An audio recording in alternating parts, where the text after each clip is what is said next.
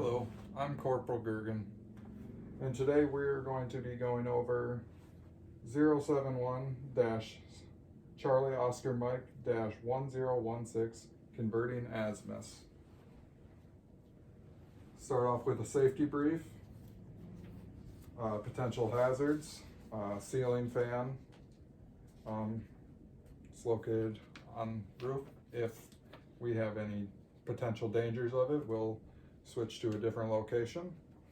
Electrical cords, tripping hazards, anything around the room.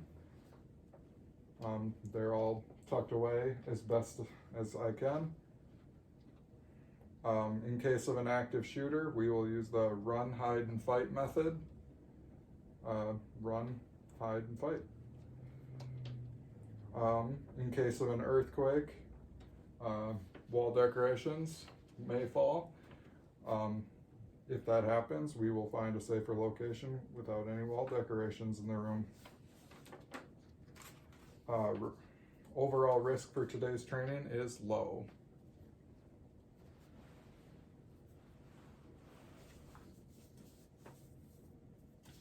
Alright, just some administrative stuff to make sure everyone's ready for this training. Does everyone have their CAT card? Hold it up. Everyone have water? Pencil and paper? And a calculator and a map. Alright, all good.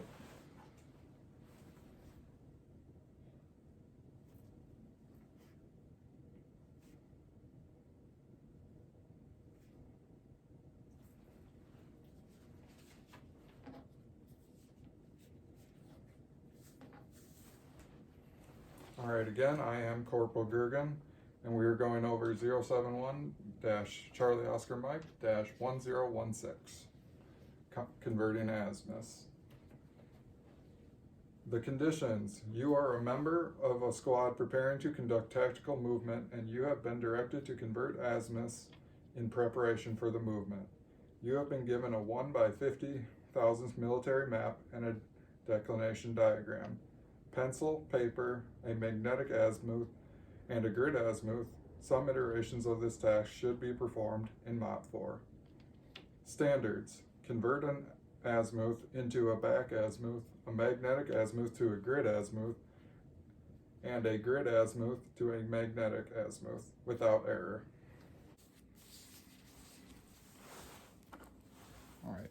Warning: when converting azimuths into back azimuth, extreme care should be exercised when adding or subtracting the 180 degrees. A simple mathematical mistake could have disastrous consequences. Converting an azimuth into a back azimuth. If my original azimuth is greater than 180 degrees, we will subtract 180 from it to get our back azimuth. In this particular case, we have an azimuth of 236 degrees, so we would subtract 180 to get us to our back azimuth of 56 degrees. On the other hand, if your original azimuth is below 180 degrees, you would add 180 degrees to get, in this case, your original azimuth is 57 degrees. So we would add 180 degrees to get my back azimuth of 237 degrees.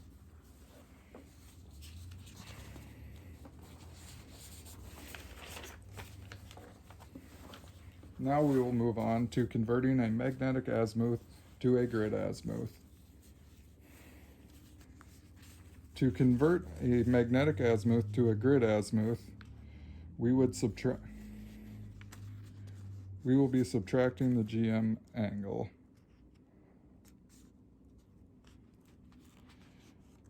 When converting azimuths into back azimuths, extreme care should be exercised when adding or subtracting the 180 degrees. A simple mistake of 1 degree could be very significant in the field.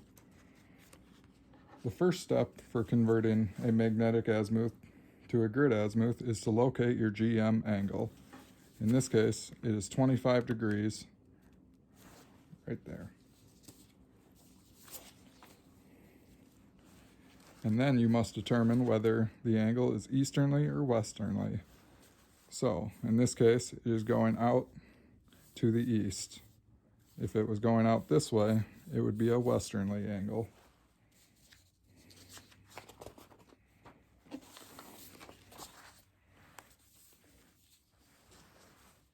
Then from there, we take our magnetic azimuth, which in this case is 190 degrees, and our GM angle, which based on whether it is easternly or westernly, it will be either added or subtracted. Because it is easternly, it will be added in this case to get our grid azimuth. So 25 degrees plus 190 degrees would get us our 215 degrees. If it was westernly, we would be subtracting it. So for example, I have 25 degrees heading out westernly. My magnetic azimuth is 190 degrees. We'd be looking at a grid azimuth of 165 degrees.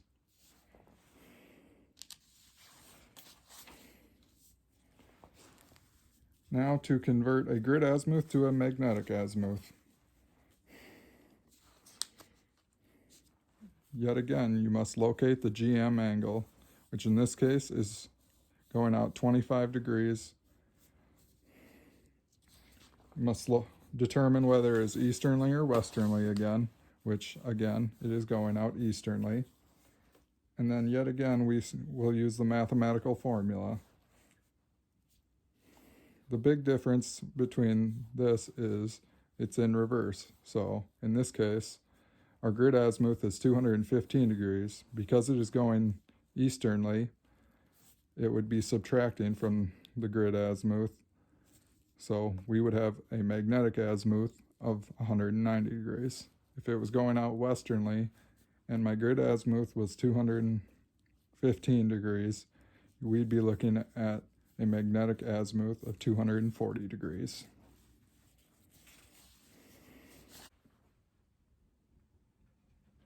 Now I'm going to have you guys try.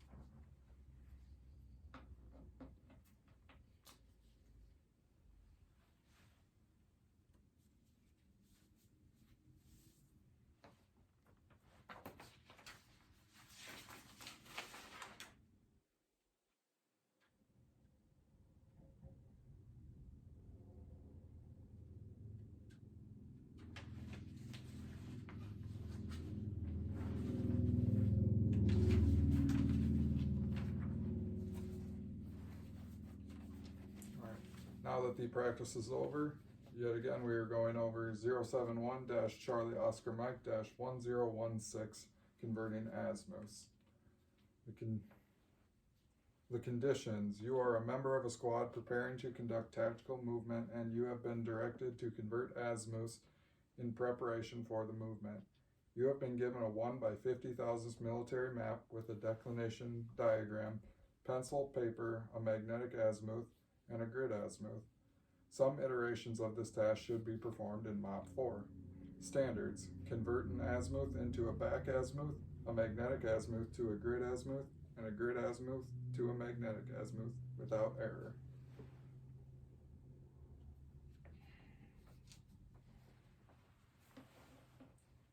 Alright, so what you will be evaluated on is converting the azimuth into a back azimuth, converting a magnetic azimuth to a grid azimuth, and converting a grid azimuth to a magnetic azimuth.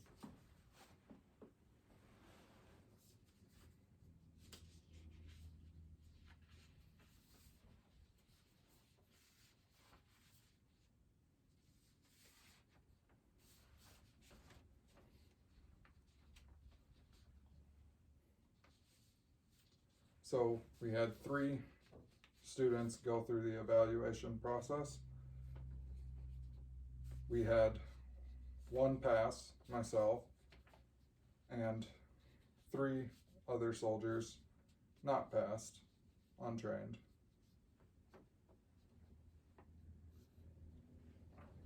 We will do a retraining day of August 28th at 09, Building 7-1, Room 504, and reevaluation August 30th,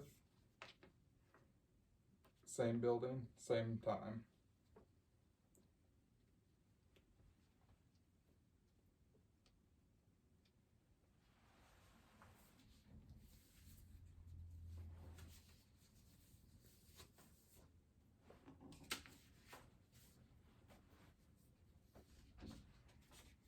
Yet again, the risk assessment was low.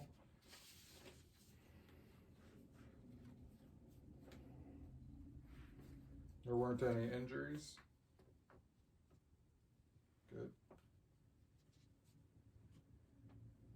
That means all controls were effective in keeping injuries from happening. Just take care of some paperwork right quick.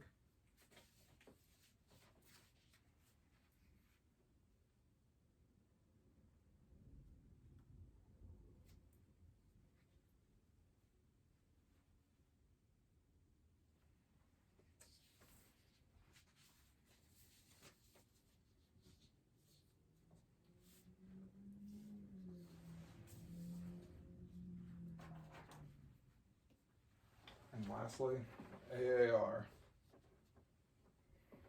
What was supposed to happen? I was supposed to brief you soldiers on converting an azimuth into a back azimuth, converting a magnetic azimuth into a grid azimuth, and converting a grid azimuth to a magnetic azimuth.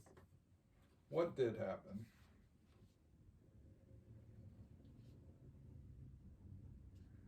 What went right? What went wrong? And how can I improve this training for next time?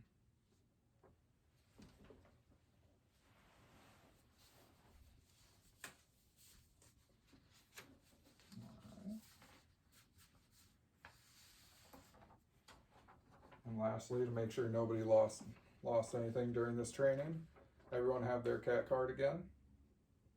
Good. Water. Good. Pencil and paper. And calculator and map.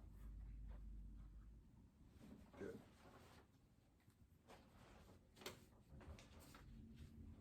All right, now I'm going to have all of us conduct a police call.